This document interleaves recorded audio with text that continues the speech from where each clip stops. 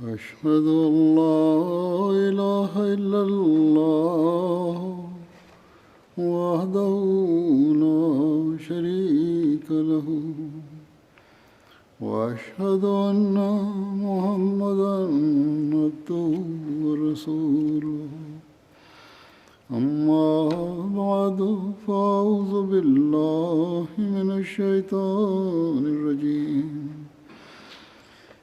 بسم الله الرحمن الرحيم الحمد لله رب العالمين الرحمن الرحيم مالك يوم الدين إياك نعبد وإياك نستعين اهدنا الصراط المستقيم صراط الذين أنعمت عليهم غير المغضوب عليهم ولا الضالين. Bismillahirrahmanirrahim. Hazreti Halifatul Mesih peti, da Allah bude njegov pomagač, je rekao da će da nastavi da govori o životu Hazreti Omera radijallahu anhu, kao što je govorio u prijašnjim. Hazreti Hafsa binti Umar prenosi da je jednom rekla svom ocu o vođo vjernika. U drugom hadisu se prenosi da je rekla: o moj oče, da Allah ti je podario mnogo bogatstva i pobjede. Onda ga je pitala zašto ti ne jedeš kao neku bolju hranu i ne odjevaš mekšu odjeću. Hazreti Omer radijallahu anhu joj je odgovorio: ja ću pitati tebe da doneseš odluku u vezi ovoga. Da li ti se ne sjećaš kroz koje je poteškoće časni poslanik sallallahu alejhi ve sellem morao da prođe u svom životu? I ovaj prenosioc govori da je Hazreti Omer ponavljao ove riječi toliko puta da je Hazreti Hafsa počela da plače. Onda je Hazreti Omer radijallahu anhu rekao: tako mi Allaha, dok god ja budem imao mogućnosti, mogao, ja ću da prolazim kroz poteškoće kroz koje je prošao poslanik sallallahu alejhi ve sellem i Hazreti Ebu Bekr radijallahu anhu, tako da ja mogu da prolazim kroz iste poteškoće i da im se na istom mjestu pridružim na ahiretu. U drugom hadisu prenosi se da je rekao: o Hafsa, kćerko Omerova, ali kao savjetuješ me u vezi nečega što je ovo svjetsko, ali to nema ništa kao sa mnom. Onda je rekao: moja porodica ima kao, može da se pita u vezi njegovog života ili njegovog bogatstva, ali nemaju pravo da se miješaju u njegovu vjeru.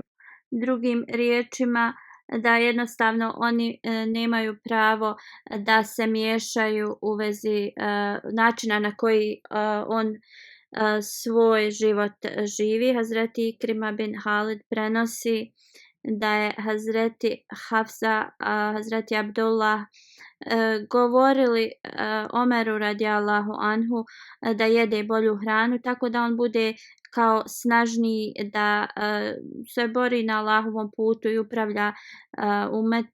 Hazreti Omer radijallahu anhu je na ovo odgovorio: da li vi imate svi ovakvo mišljenje? Svi su odgovorili da. Onda je Hazreti Omer radijallahu anhu rekao: onda ja shvatam da vi se brinete u vezi moga zdravlja, ali je rekao: moji prijatelji, misleći na poslanika sallallahu alejhi ve sellem i Ebu Bekra radijallahu anhu, ostavio sam ih na ovakvom putu i ja ću da koračam tim putem poteškoća tako da ih mogu da se sretnem s njima na istom mjestu na ahiretu. Hazreti Muslim Maud govori da era u toku poslanika sallallahu alejhi ve sellem mi iz toga možemo da naučimo veliku lekciju i naređenja koja je on dao muslimanima. Bila je praksa poslanika sallallahu alejhi ve sellem da ne prave više od jednog jela i također je ovo savjetovao druge. Hazreti Muslim Maud dok je govorio u vezi Tahrike Džadida, govorio je u vezi ovoga. Hazreti Muslim Maud radijallahu anhu je dalje rekao da uputa časnog poslanika sallallahu alejhi ve sellem je bila da se ne pravi više nego jedno jelo i toliko je to savjetovao da su mnogi ashabi se striktno pridržavali ovoga. Jednom je sirće i so bilo stavljeno ispred Hazreti Omara radijallahu anhu i on je rekao zašto su dva jela stavljena pred mene i rekao je da je poslanik sallallahu alejhi ve sellem rekao da jedna hrana se stavlja. A rečeno mu je da ovo nisu dva različita jela, da oni pomiješaju to sirće i so i to postaje jedno jelo. Kako god Hazreti Omer radijallahu anhu je rekao ne, ovo su dva različita jela.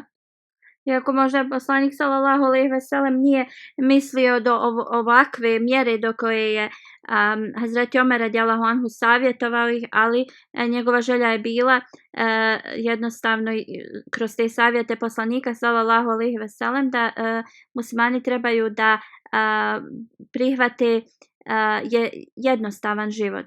Hazreti Muslim Maud radijallahu anhu dalje govori: ja ne tražim isti kao način koji je tražio Hazreti Omer radijallahu anhu. I ja ne govorim da je so od sirćeta različita kao različito jelo, ali vas pitam da u sljedeće 3 godine da svaki Ahmedi musliman koji želi da učestvuje u ovome sa nama, onda treba da obeća da će da dnevno jede jedno jelo. To jeste, na primjer, hljeb i neki umak ili umak i riža.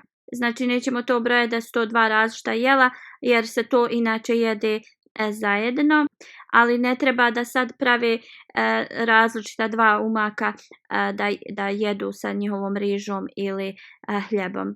Ovo je bilo u toku vremena kada je Hazreti Muslim Maud započeo Tahrike Džadid i to je bilo jedno potrebno vrijeme da muslimani umanje svoje troškove na razne načine da bi mogli učestvovati u Tahrike Džadidu.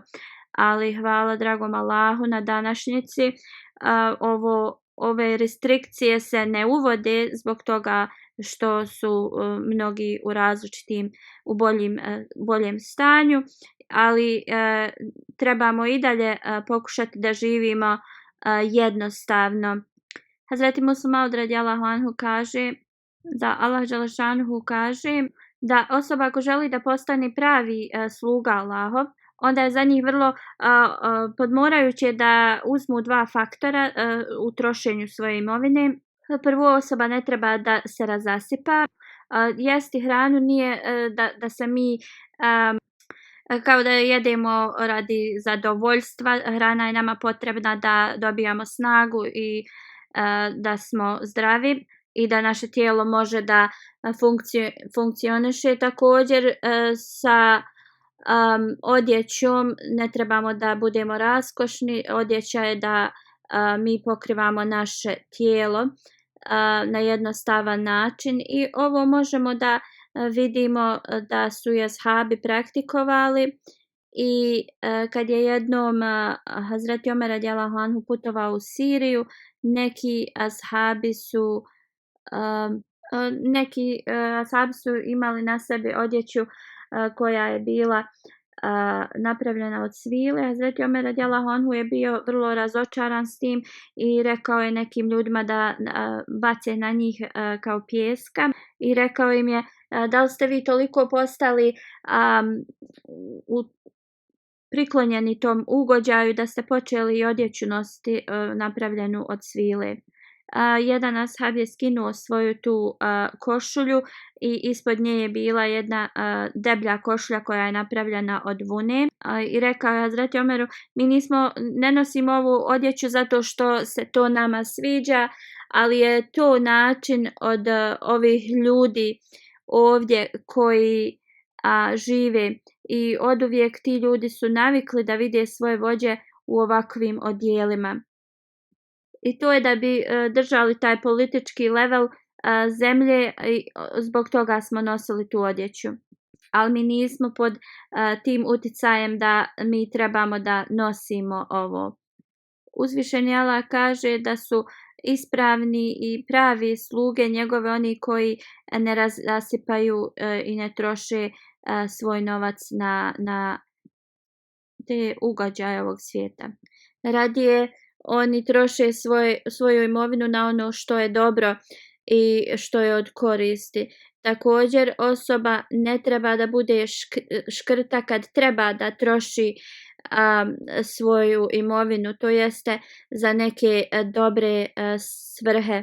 Znači osoba ne smije trošiti svoju imovinu protiv Allahovog zadovoljstva, ali trebaju da troše imovinu na Allahovom putu u dobre stvari.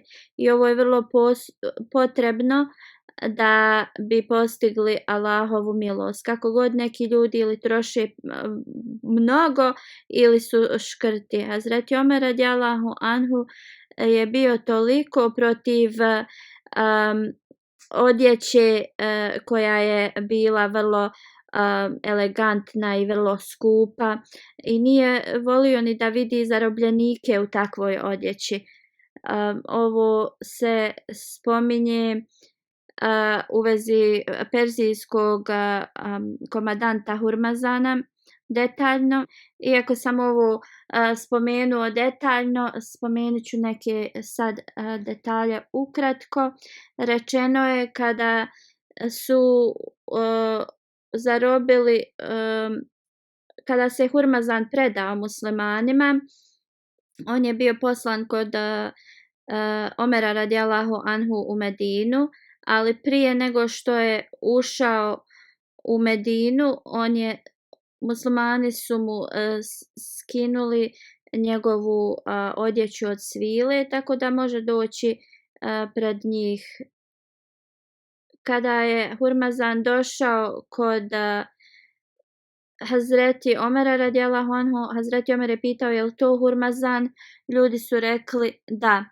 I onda je Hazreti Omer radijallahu anhu gledao u njega i govorio tražim zaštitu kod gospodara od vatre nekoliko puta. Onda je Hazreti Omer rekao da on neće s njim razgovarati dok mu ne skinu sav taj nakit i svilenu odjeću. I kad su to uradili, onda je Hazreti Omer radijallahu anhu razgovarao s njim. Hazreti Urva bin Zubeir prenosi da je vidio Omera radijallahu anhu kako nosi vodu u koži na ramenu i rekao mu je o vođo vjernika, ovo ne priliči tebi. Hazreti Omer radijallahu anhu je rekao, kad su iz raznih zemalja delegacije došle i kao tražilo od njega savjet i dozvole, on je rekao nešto se u mom srcu razvilo kao da je on značajna osoba i onda rekao je da bi ja uklonio taj osjećaj iz mog srca i odlučio sam da nosim vodu u ovoj koži. Hazreti Jahja bin Abdirahman Hateb prenosi od svog oca da kaže da su jednom vraćali iz Mekke i Omer radijallahu anhu je bio s njima. Zaustavili se u jednoj dolini Zadžnan koja se nalazi 25 milja od Mekke udaljena. On kaže, Hazreti Omer radijallahu anhu je rekao, na ovom mjestu se sjećam da sam čuvao Kamile svog oca Hataba. On je bio vrlo stroga osoba i kao da je on bio jednostavno čoban, ali sada kaže moje stanje da svi kao moraju odgovarati njemu i da je on kao poglavica velike teritorije i da ljudi iz daljine dolaze njemu i također da ne postoji ni jedan kao vođa u svijetu koji je iznad njega. Onda je Hazreti Omer recitovao sljedeće stihove: šta god vidite nema neku realnost, jedino je to jedna vrlo kratka radost, bogatstvo i potomstvo će doći do svog kraja i jedino je Allah taj koji je vječan. Hazreti Halifatul Mesih prvi radijallahu anhu kaže da jednom je Hazreti Omer radijallahu anhu se vraćao s hadža i zaustavio se negdje. Neki ashabi su ga pitali zašto si ovdje zaustao i on kaže jednom sam čuvao kamile ovdje i pod ovim drvetom kao njegov otac ga je ružio i on kaže od danas hiljadama, stotina ljudi su spremni da žrtvuju svoj život ako ja naredim. Hazret Muslih Maud radijallahu anhu govori u vezi ovoga, zar ovo nije zadivljavajuće da osoba koja je jednom bila čoban sad je bio kao kralj, ali ne samo da je on imao ovo svjetsko kraljevstvo, nego i duhovno kraljevstvo kao halifa. I Hazret Muslih Maud navodi isti ovaj incident i kaže da kada se vraćao Hazreti Omer radijallahu anhu sa hadža iz Mekke, stao je u ovoj dolini i niko se nije usuđivao da ga pita zašto je zastao na toj vrućini tu. I onda ga je neko pitao, jedan ashab, zašto je stao, zašto ne ide dalje. I onda je Hazreti Omer radijallahu anhu rekao razlog zašto sam ja stao, ja sam se jednom odmarao ispod ovog drveta dok sam čuvao kamile. Moj otac je došao i udario me i rekao jesam te poslao da sjediš ispod drveta.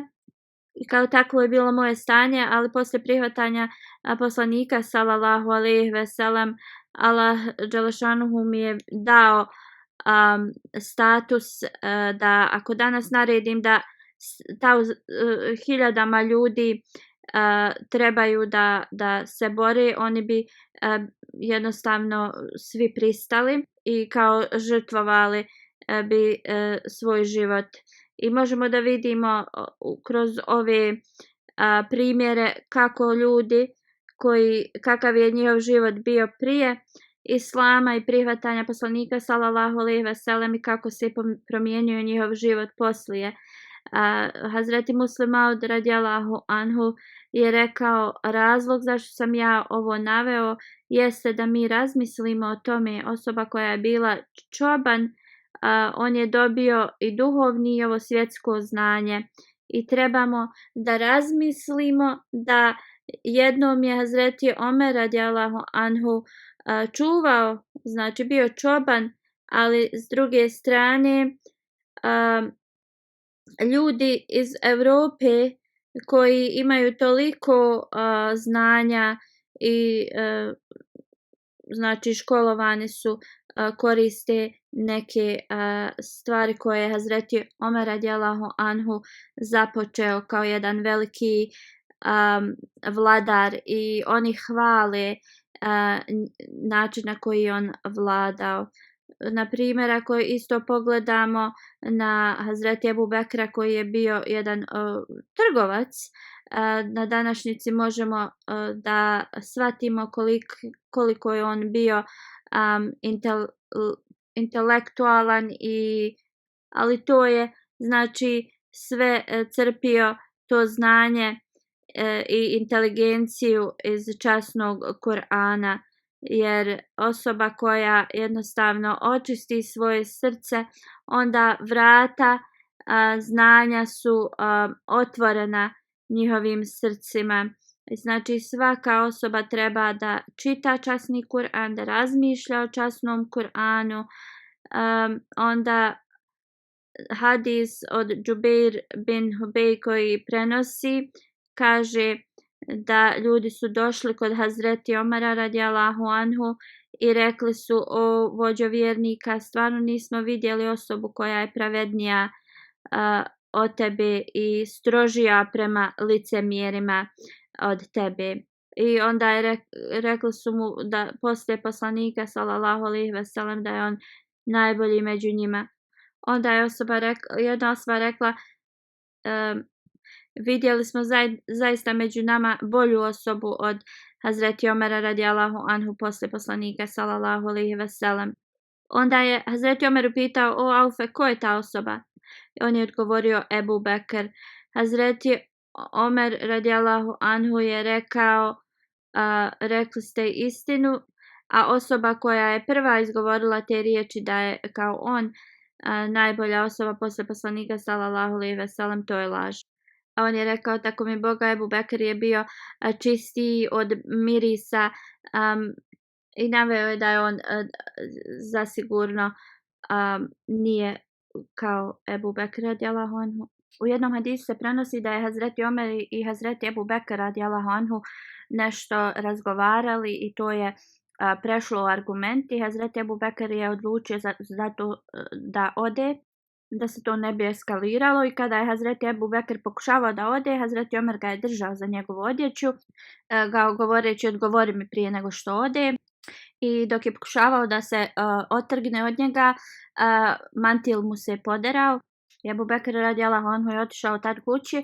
Hazreti Omer radijallahu anhu je razmišljao da će Hazreti Ebu Bekr otići poslaniku i žaliti se na njega, i onda ga je pratio da bi on mogao da kaže poslaniku kao svoje mišljenje. I kada je izgubio Hazreti Ebu Bekra iz vida, mislio je da je on otišao kod poslanika sallallahu alejhi ve sellem, i onda je otišao kod Hazreti Omer je otišao kod poslanika sallallahu alejhi ve sellem, ali Hazreti Ebu Bekr nije bio tu.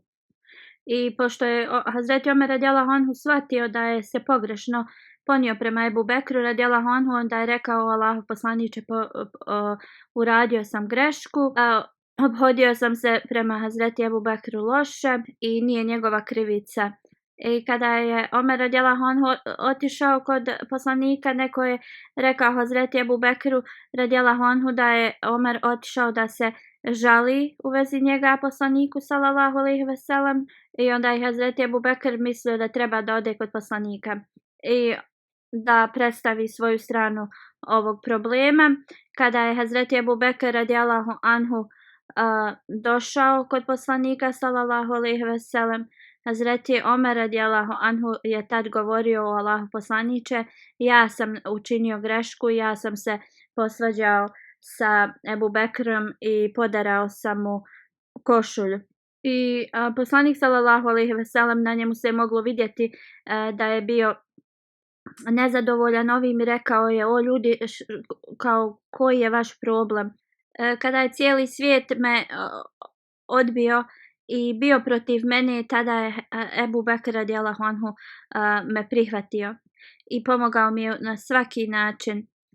I onda je na vrlo tužan način rekao: zar nećete ostaviti Ebu Bekra i mene sad na miru? Poslanik je govorio ove riječi i u tom je ušao Hazreti Ebu Bekr. Možemo da vidimo istinsku ljubav u sljedećem primjeru. I onda, zato što Ebu Bekr radijallahu anhu je bio toliko tužan da vidi poslanika tužnog, sjeo je na svoja koljena ispred poslanika sallallahu alejhi ve sellem i rekao: o Allahu poslaniče, nije Omerova radijallahu anhu krivica, već je moja. Hazreti Omer radijallahu anhu prenosi da je jednom pitao ljude u vezi plaćanja krvnog novca. Mugira je rekao da je poslanik sallallahu alejhi ve sellem rekao da osoba treba osloboditi muškog ili ženskog roda kao za otkup. Muhammed bin Maslama je rekao da je bio u prisustvu poslanika sallallahu alejhi ve sellem i da je to što je poslanik sallallahu alejhi ve sellem rekao. I to ovo je bilo u vezi ako neko tretira ženu vrlo loše i ona pobaci dijete ili na bilo koji način ako osoba prouzrokuje da žena izgubi trudnoću, onda treba da se plati taj krvni novac. I to jeste koji god to uradio toj ženi, ta osoba treba da oslobodi ženskog ili muškog roba. Hazreti Ebu Seid prenosi da je Ebu Musa Mašari došao kod Omera radijallahu anhu i rekao, nazvao mu selam i pitao da li mogu da uđem. Hazreti Omer nije ništa odgovorio, onda je opet Ebu Musa nazvao selam i pitao da li mogu da uđem. Hazreti Omer radijallahu anhu mu je odgovorio u sebi taj selam i razmišljao je, jedino me je pitao 2 puta dozvolu da uđe i onda je Ebu Musa opet čekao neko vrijeme i nazvao je selam i pitao da li ima dozvolu da uđe. Onda je Ebu Musa Ašari otišao i onda je Hazreti Omer radijallahu anhu pitao čovjeka koji je bio stražar šta je Ebu Musa uradio. Oni su rekli da je otišao i onda je tražio da dovedu Ebu Musa i pitao ga je šta si uradio. Ebu Musa je rekao ja sam se ponašao prema sunnetu. I onda Hazreti Omer mu je rekao morat ćeš da dokažeš da je ovo bio sunnet. Ako nije, onda kao bit će kažnjen. Ebu Seid Hudri dalje prenosi. Ebu Musa je došao kod nas, mi smo sjedili sa grupom Ensarija. Ebu Musa Ašari je rekao da li iko zna od vas da je poslanik sallallahu alejhi ve sellem rekao osoba može tražiti 3 puta dozvolu da uđe u nečiju kuću. Ako dobiju dozvolu mogu da uđu, a ako ne, onda mora da se vrati natrag. Ovi su ljudi se počeli smijati. Onda Sejd Hudri dalje govori, pogledao sam u Ebu Musa Ašari i rekao koju god kaznu dobiješ ti za to, ja ću isto također da je dobijem. Ja se kunem da si ti rekao istinu. I onda ovaj prenosilac kaže da je otišao kod Hazreti Omera radijallahu anhu i rekao mu ovaj hadis poslanika sallallahu alejhi ve sellem. Hazreti Omer radijallahu anhu je rekao u redu, nisam znao ovaj hadis, ali sad znam. Onda Hazreti Ebu Hureyra prenosi da su sjedili sa poslanikom sallallahu alejhi ve sellem, tu je bio Ebu Bekr, Omer i drugi. Poslanik sallallahu alejhi ve sellem je ustao i otišao, ali nije se vratio neko duže vrijeme. Mi smo se bojali da mu se nešto nije desilo i kaže otišli smo da tražimo poslanika, ja sam bio prvi od njih i on kaže otišao sam u jednu bašću koja je bila Benu Nadžar imovina i tražio sam ulaz, ali nisam mogao da ga nađem. Vidio sam da neki potok teče i tuda sam se uvukao u tu bašću. Poslanik sallallahu alejhi ve sellem me je pitao je li ovo Ebu Hureyra? Rekao sam da. Onda me upitao šta je bilo. Ja sam mu rekao bio si s nama, ali se nisi vratio i bojali smo se da se nešto nije desilo, ali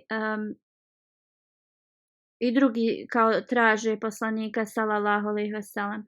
Poslanik sallallahu alejhi ve sellem je rekao, onda je dao mu sandale svoje i rekao uzmi moje sandale i koga god ispred ove bašće bude tu, ako budu posvjedočili la ilaha illallah i zasigurno oni budu svjedočili to i vjerovali u to, onda im podari radosne vijesti o džennetu. Hazreti Ebu Hureyra kaže prvu osobu koju sam sreo bio je Omer radijallahu anhu. Onda je me pitao o Ebu Hureyra kakve su to sandale. Rekao sam ovo su poslanikove sallallahu alejhi ve sellem sandale i poslao me je da dam radosne vijesti onima koji zaista vjeruju u la ilaha illallah svojim punim srcem i da im dam radosne vijesti o džennetu. Hazreti Ebu Hureyra dalje govori da ga je Hazreti Omer radijallahu anhu udario po prsima vrlo jako i on je pao na svoja leđa i rekao je: o Ebu Hureyra, vraćaj se nazad, kao da ne mora to govoriti drugim ljudima. Hazreti Ebu Hureyra kaže: vratio sam se kod poslanika sallallahu alejhi ve sellem i skoro da sam počeo da plačem kada je Hazreti Omer radijallahu anhu također me pristigao i poslanik me je pitao: o Ebu Hureyra, šta je bilo? I ja sam mu ispričao šta se je desilo i kako ga je Omer udario po prsima. Onda je poslanik sallallahu alejhi ve sellem pitao Omera: Omere, zašto si to uradio? Omer radijallahu anhu je rekao: Allahu poslaniče, neka su moji otac i majka žrtvovani radi tebe. Da li si ti poslao Ebu Hureyra sa tvojim sandalama da govori drugima radosne vijesti o džennetu za one koji svjedoče da nema drugog Boga osim Allaha i koji imaju čvrstu vjeru u ovo? Poslanik sallallahu alejhi ve sellem je odgovorio da. Onda Hazreti Omer radijallahu anhu je rekao: molim te, nemoj to raditi, bojim se da će ljudi samo da vjeruju u ovo. Drugim riječima, jednostavno trebaju da oni rade sva naređenja od Allaha dželešanuhu i dobra djela i da postanu iskreni vjernici. Na drugi način oni će samo da se osvrću, da kažu da vjeruju u jednog Boga i da je to dovoljno za njih. Poslanik sallallahu alejhi ve sellem je rekao: u redu. Hazreti Omer radijallahu anhu je imao vrlo pažljiv pristup ovome. U hadisu koji navodi da je šejtan bježi od Hazreti Omera, Hazreti Sad bin Ebi Waqas kaže da je Omer radijallahu anhu pitao poslanika sallallahu alejhi ve sellem da uđe unutra. Tada su neke žene Kurejšinke sjedile kod poslanika sallallahu alejhi ve sellem i razgovarale s njim i da način na koji su one govorile, njihov glas je bio glasniji od poslanikovog sallallahu alejhi ve sellem. Kad je Omer radijallahu anhu tražio dozvolu da uđe kod poslanika sallallahu alejhi ve sellem, te žene su otišle iza zastora. Poslanik sallallahu alejhi ve sellem je dao dozvolu Omeru da uđe. Kada je ušao Hazreti Omer, poslanik sallallahu alejhi ve sellem se smijao i kada je Omer radijallahu anhu ovo vidio, rekao je: o Allahov poslaniče, neka ti Allah uvijek zadrži tvoj osmijeh. Poslanik sallallahu alejhi ve sellem je rekao: ja sam zaprepašten kako su ove žene čim su čule tvoj glas otišle iza zastora. Omer radijallahu anhu je rekao: o Allahov poslaniče, ti si više dostojanstveniji i zaslužniji da se tebe boje. I onda se obratio ovim ženama i rekao, Hazreti Omer je to rekao: o žene koje ne obraćate pažnju, vi se bojite mene, a ne poslanika sallallahu alejhi ve sellem.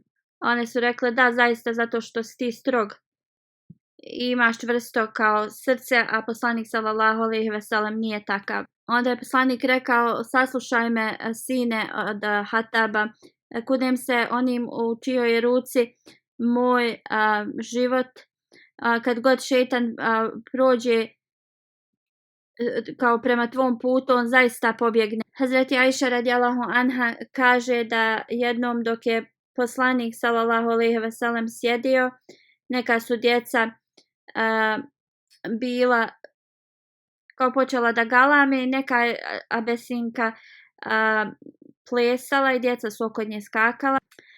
Poslanik je rekao: o Ajša, dođi da vidiš. Hazreti Ajša radijallahu anha kaže: prišla sam s leđa poslaniku i stavila sam na njegovo rame svoju bradu i ona objašnjava kako je držala svoju glavu između poslanikove glave i ramena. Poslanik je pitao da li je dovoljno bilo da vidi to. Ona je rekla ne, ali ona je željela da vidi koliko je poslanik se kao brinuo za nju. Kad je Hazreti Omer radijallahu anhu stigao, svi su pobjegli od te žene. Poslanik sallallahu alejhi ve sellem, Hazreti Ajša kaže da ja vidim i da šejtan i džini i svi bježe od Omera. I Hazreti Ajša kaže da je i ona otišla nazad. Hazreti Burejda prenosi da jednom kad je poslanik se vratio sa ekspedicije, neka žena tamni put je došla s njima i rekla: o Allahov poslaniče, ja sam se kao zaklela da ako te Allah vrati nama, da će ona da kao da to obznani udarajući one bubnjeve. A poslanik je rekao: ako se zaklela, onda uradi to ili ne moraš. Onda je ona počela da udara u te bubnjeve. Kad je Hazreti Ebu Bekr došao, ona je i dalje udarala u taj bubanj. Onda je došao Hazreti Ali radijallahu anhu i ona je nastavila. Kad je Osman došao, također je nastavila. Ali kada je Hazreti Omer radijallahu anhu došao, onda je ona ostavila i sjela na taj bubanj. Onda je poslanik sallallahu alejhi ve sellem rekao: o Omere, i također šejtan se boji od tebe. I kaže: ja sam bio prisutan, ona je dalje svirala taj bubanj, došao je Hazreti Ebu Bekr, Ali, Osman, nastavila je, ali čim si ti došao, prestala je. Obećani Mesija alejhi selam kaže da je poslanik rekao Omeru radijallahu anhu da ako šejtan prođe putem, bježi koji je kuda hoda Omer radijallahu anhu, šejtan pobjegne. Abdullah bin Omer prenosi da je poslanik sallallahu alejhi ve sellem rekao: Allah je dao da istina izlazi preko Omerovog jezika i iz njegovog srca. Hazreti Ibn Abbas prenosi od svog brata Fazela koji je rekao: čuo sam poslanika sallallahu alejhi ve sellem kako kaže da Omer bin al-Hatab ide uvijek gdje ja želim, a i ja s njim također. A posle mene gdje god Omer bin Hatab bude, tu će biti i istina prisutna. Hazreti Ali radijallahu anhu je jednom rekao da smo uvijek govorili kako istina uvijek teče iz Omerovog jezika i srca. Poslanik sallallahu alejhi ve sellem je pozvao Hazreti Ebu Bekra i Omera radijallahu anhu i rekao je da je dobio informaciju od Allaha da ljudi iz Mekke će da urade, da prekrše ugovor s njima i jednostavno da se kosi s našom vjerom, da mi ne budemo spremni i da ih napadnemo. I pitao im je koje je njihovo mišljenje. Hazreti Ebu Bekr je rekao: Allahov poslaniče, ušao si po ugovor s njima i oni su ga prekršili, ali kao to su naši ljudi. Poslanik sallallahu alejhi ve sellem je rekao: mi nećemo se boriti protiv naših ljudi, već onih koji su prekršili ugovor. Onda je poslanik sallallahu alejhi ve sellem pitao Omera za njegovo mišljenje. Hazreti Omer radijallahu anhu je rekao: ja se molim svaki dan Allahu dželešanu da se mi borimo protiv nevjernika radi našeg poslanika sallallahu alejhi ve sellem. I poslanik sallallahu alejhi ve sellem je rekao: Ebu Bekr je vrlo mehkog srca, a Omer je vrlo direktan. I poslanik sallallahu alejhi ve sellem je rekao: počnite pripreme.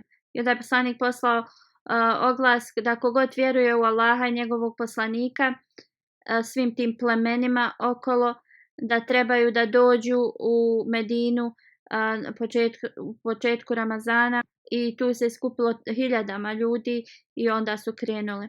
Hazreti Ebu Huseid Hudri prenosi da je poslanik sallallahu alejhi ve sellem rekao da oni koji imaju najveći status i oni koji će biti u džennetu su i ti ljudi kada budu u džennetu, čitavo to mjesto će kao da sjaji od njih i među njima je kao će biti Hazreti Ebu Bekr i Omer. Oni su odlični ljudi. Ebu Usman prenosi da je poslanik sallallahu alejhi ve sellem postavio Umar bin Alasa kao komandanta armije u nekoj borbi.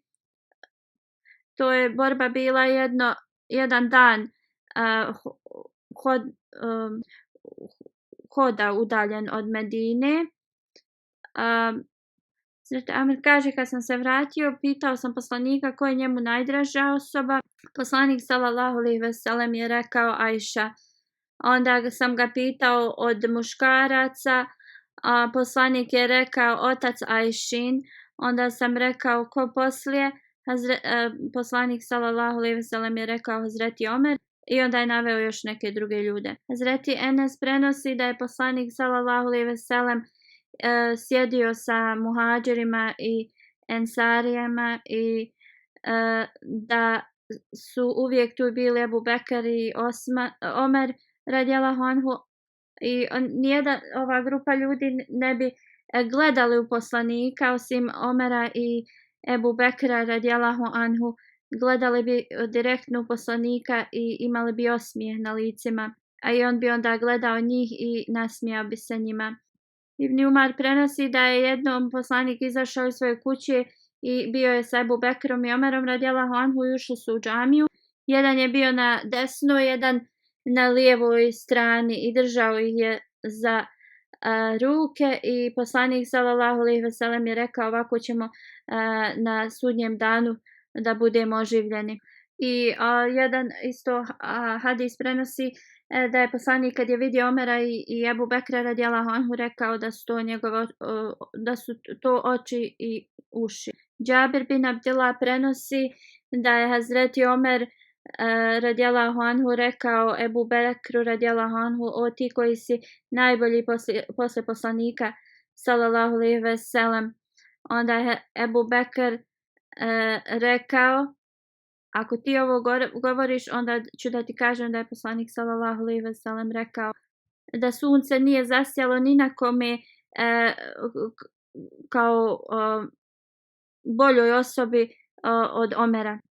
Ibn Umar prenosi da je poslanik sallallahu alejhi ve sellem rekao ja sam prva osoba koja će biti oživljena, onda Hazreti Ebu Bekr, Umar, pa onda ljudi iz Baki, pa onda ljudi iz Mekke. Abdullah bin Masud prenosi da je poslanik sallallahu alejhi ve sellem rekao da jedna osoba koja će biti u džennetu ide prema vama. Ebu Bekr je tad došao i poslanik je onda opet rekao jedan osoba koja će biti stanovnik dženeta dolazi vam i to je bio Hazreti Omer radijallahu anhu. Hazreti Enes radijallahu anhu kaže da je poslanik sallallahu alejhi ve sellem rekao da je Hazreti Ebu Bekr i Omer poglavice svih ljudi u džennetu osim poslanika. Onda još jedan hadis da je poslanik rekao posle mene slijedite Ebu Bekra i Omera. Ebu Sejd Hudri prenosi da je poslanik sallallahu alejhi ve sellem rekao svaki poslanik ima dva vezira u džennetu i na zemlji.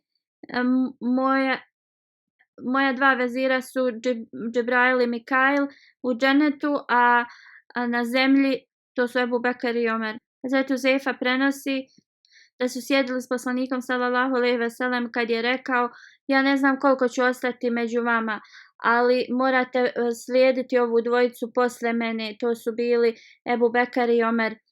Hazreti Ebu Bekr prenosi da je jednom poslanik sallallahu alejhi ve sellem pitao ko je od vas sanjao san.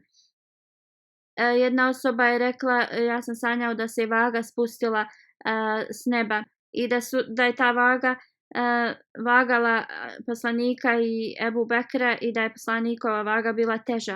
Onda Hazreti Ebu Bekr i Omer su bili na vagi i Hazreti Ebu Bekra vaga je bila teža. Onda su Hazreti Omer i Osman i Omer je bio teži i onda je ta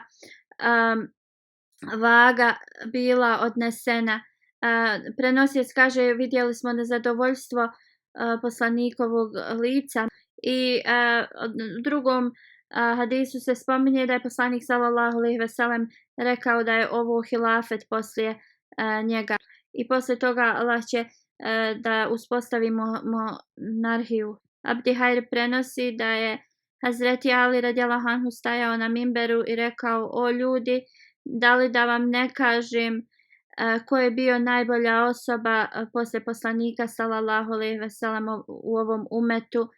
Hazreti Ali je rekao to je bio Ebu Bekr, pa onda je bio tih pa je rekao: o ljudi, da li da vam kažem ko je poslije Ebu Bekra bio najbolja osoba u umetu, to je bio Hazreti Omer radijallahu anhu. Nastavit ću da govorim o ovim u budućnosti i ova tema o Hazreti Omeru će se nastaviti neko vrijeme. Sada ću da spomenem neke umrle i klanjat ću im dženazu u odsustvu. Prva dženaza je od Kamran Ahmed Sahib koji je šehid. On je iz Pešavera. 9. novembra oponenti su ga ubili u njegovom ofisu. Inna lillahi wa inna ilaihi rađiun. Imao je 44 godine i radio je u jednom Ahmedi preduzeću kao accountant. Osoba sa pištoljom je ušla i počela pucati u njega 4 puta i tako je preminuo i ovaj zločinac je pobjegao. Ahmedijat je ušao u njegovu porodicu preko njegovog oca. On je dao ili pradjeda ili djeda, nisam sigurna, i dao je bejat u ruci obećanog Mesija alejhi selama. On je nedavno kupio neku bioprodavnicu na nekom zemljištu, ali poslije jednog dana osoba ih je istjerala zato što su oni Ahmedi. Onda također su kupili neku drugu prodavnicu, ali opozicija je opet se bunila i oni su bili izbačeni i onda velika demonstracija oko njihove kuće je bila organizovana u oktobru. Mnogi govori su održali protiv džemata, govori mržnje i kao govori se da nisu takve demonstracije bile odavno urađene ili nisu nikad takve bile. Nekoliko godina je bio u računovodstvu u nekoj preduzeću, ali radi opozicije pitao je da napusti taj posao i to preduzeće je reklo da način na koji je on tako dobro radio ne žele da ga izgube i da treba da radi kod njih iako je to samo nekoliko minuta. I kad su čuli da je ubijen, vrlo su bili razočarani. On ima mnoge dobre kvalitete. Njegov otac kaže da je jednom došao kasno kući. Pitao sam ga zašto si došao tako kasno kući. On je rekao da je bila neka žena koja je bila supruga nekog čovjeka koji je u opoziciji protiv džemata, ali on ostao da trebala joj je krv i dao joj je svoju krv, kao donirao je krv za nju. I on je rekao to sam radio zato što ti ljudi uopšte nemaju sredstava. Onda je rekao da mi imamo naše standarde, oni imaju svoje. On je uvijek pokušavao da služi druge, bilo šta za džemat što je trebalo radio bi prvi, uvijek bi stražario u opasnim mjestima. Kad bi god mu govorili da on treba da napusti mjesto zato što nije sigurno, govorio bi ljudi koji su siromašni Ahmedi muslimani, onda bi bili totalno nezaštićeni. Uvijek je davao svoje čende na vrijeme. Kad je imao 12 ili 13 godina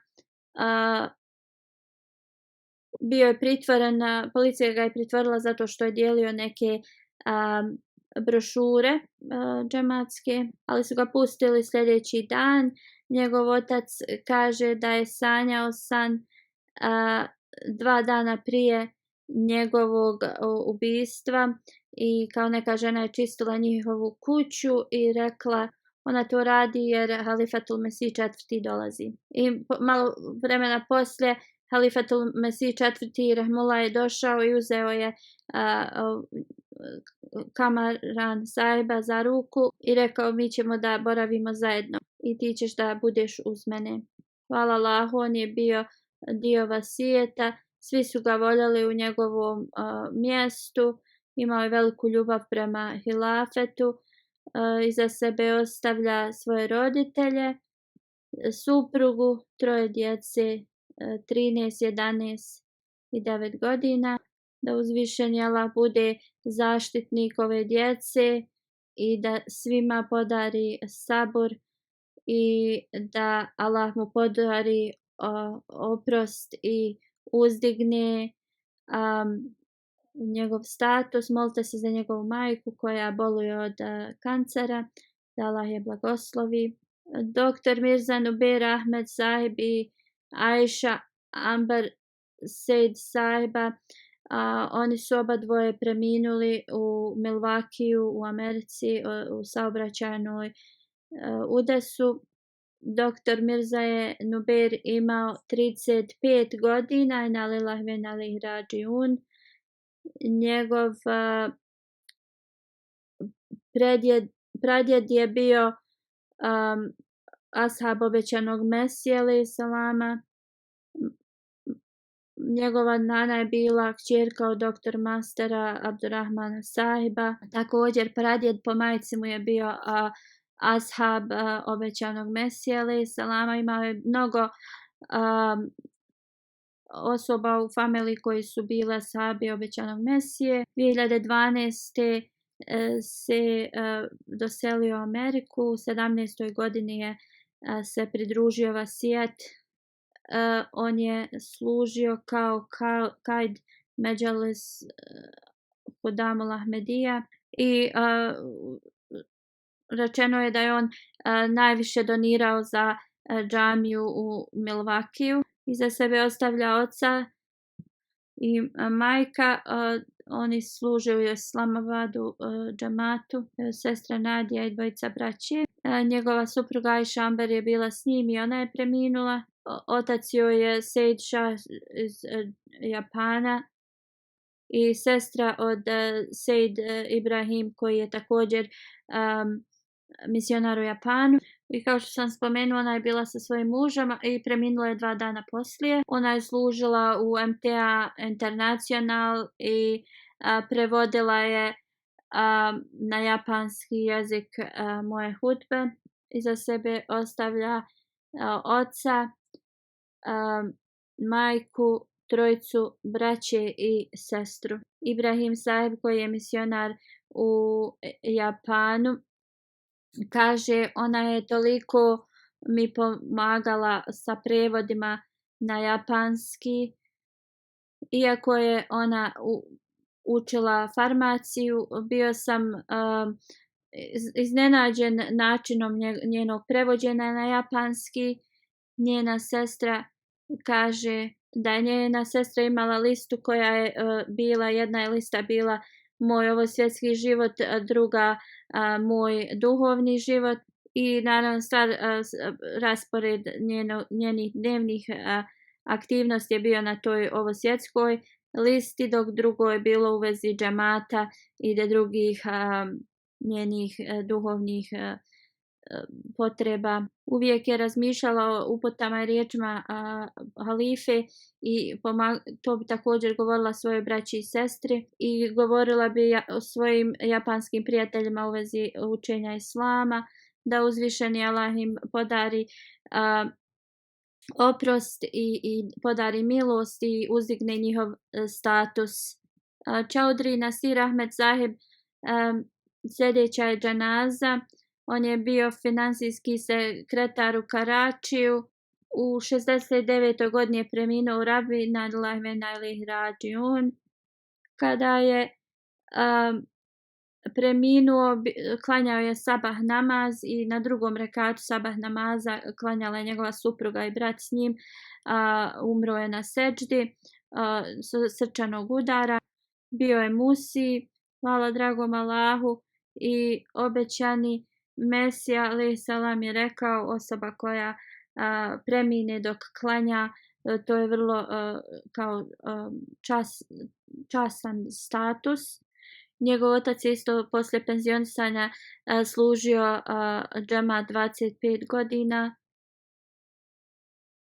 i mnogi iz njegove porodice braća služe u džematu. Ostavlja iza sebe svoju suprugu, oni nisu imali djece. 1972. godine se je preselio u Karači i tu je služio zajednicu na razne načine da mala podari oprost i da mu uzdigne njegov status na ahiretu. Sljedeća je Čaudri Nasir. Sljedeća dženaza je od Sardan Bibi Sahiba iz Rabve. Njena cijela porodica je šija. Ona se prešla na Ahmedijat 1949.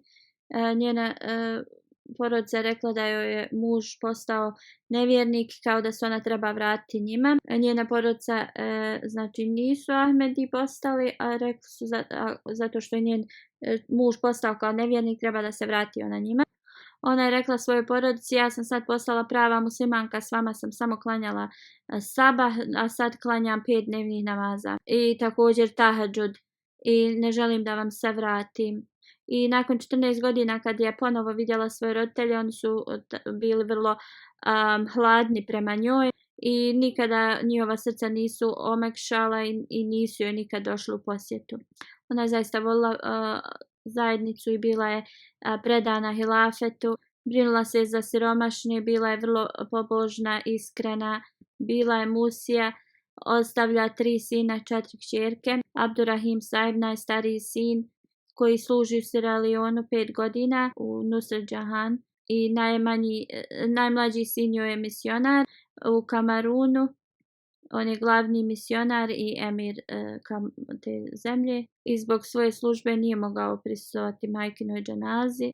Da uzvišeni Allah podari svima sabor i da uzvišeni Allah uzdigne njen status.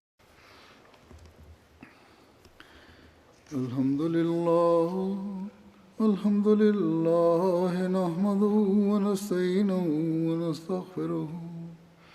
ونؤمن به ونتوكل عليه ونعوذ بالله من شرور أنفسنا ومن سيئات أعمالنا من يهده الله فلا مضل له ومن يضلل فلا هادي له ونشهد أن لا إله إلا الله ونشهد أن محمدا عبده ورسوله عباد الله رحمكم الله إن الله يأمر بالعدل والإحسان وإيتاء ذي القربى وينهى عن الفحشاء والمنكر والبغي